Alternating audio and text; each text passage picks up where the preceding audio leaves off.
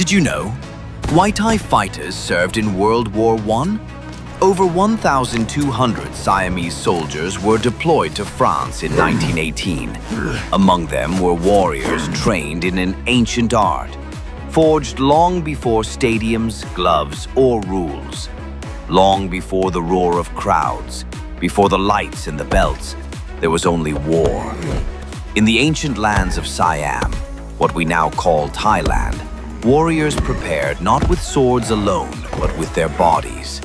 They trained to strike with fists, elbows, knees, and shins.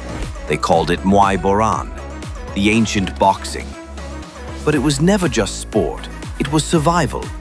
Muay Boran was passed down through generations, taught in villages, preserved in royal courts, tested in battle.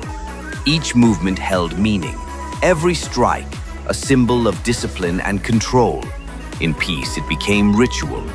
Fighters performed the Wai Kru Ram Muay, a ceremonial dance of gratitude and respect, honoring their teachers, their country, and their ancestors. It wasn't just movement, it was memory. As Siam stepped into the modern world, so did its martial traditions. Rope-bound fists gave way to gloves. Rules were written. Arenas rose from earth and echoed with footsteps, but the soul never changed.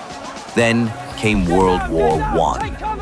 In 1917, Siam joined the Allies, the only Southeast Asian nation to do so. And in 1918, over 1,000 Siamese soldiers arrived in France. They served with discipline, with dignity, and with something more. They brought Muay Thai. Between missions in the cold of French trenches, they trained, not to entertain, but to remember who they were. Elbows cracked through the air, knees drove with purpose, movements flowed like water and struck like steel. Western soldiers watched in silence. They had never seen a martial art like this, one that looked like a dance, but fought like fire. When the war ended, the stories returned home.